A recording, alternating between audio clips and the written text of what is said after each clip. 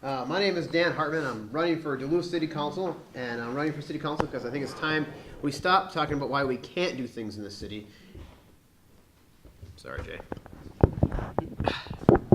It's time we stop talking about why we can't do things in the city and let's begin talking about how we will build a better Duluth. This can mean a whole bunch of things, from fixing our streets to trying to create more jobs here in the city of Duluth. But since we're having a forum tonight on poverty, I think one of the things we should talk about is trying to be a better voice for the issue of poverty in the city of Duluth as a city council. I was fortunate enough a couple weeks ago to be at the sleep out at St. Salaska.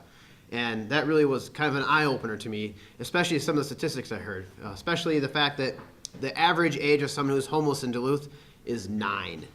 And I think we need to do a better job of promoting facts like that so it just kind of wakes people up to this issue. And that's one of the reasons that I'm running, is so that we can bring these things to the forefront. So thanks again for coming tonight, and if you can't hear me, Tony, please come on closer. Becky? Hi, I'm going to stand up so you can all see me. I'm Becky Hall, and I just want to thank you for inviting me here tonight to talk at this forum. I appreciate having that opportunity. I'm running for City Council because I'd like to see our city do a better job of putting jobs growth as a priority again. I think that's a very important way to help lift people out of poverty if our city could do a better job of supporting our companies who are creating the jobs.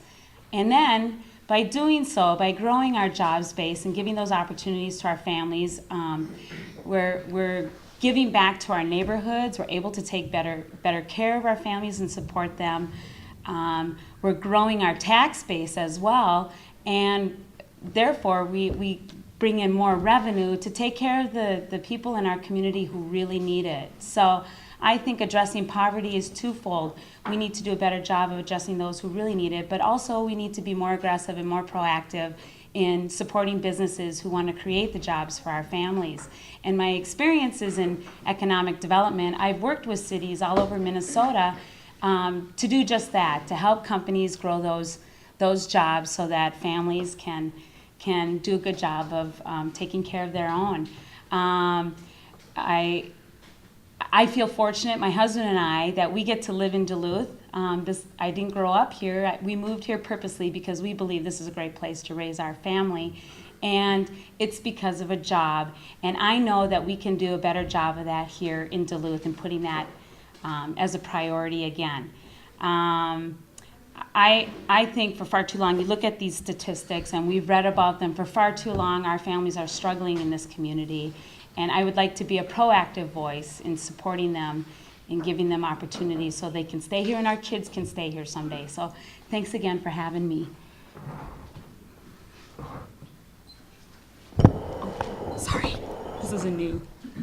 I'm going to stand up too. Hi, my name is Beth Olson, running for City Council at large. And I grew up in a big family. There were 6 kids, and my dad was a bricklayer. He owned his own small business, and my mom was 6 kids, stayed home and took care of us. So with my dad's income, we had what we needed, and sometimes we had a few things that we wanted, but we got by. And that all changed when I turned 12, and my parents got divorced. And my dad left our household, and my mom and the rest of us were thrown into absolute poverty.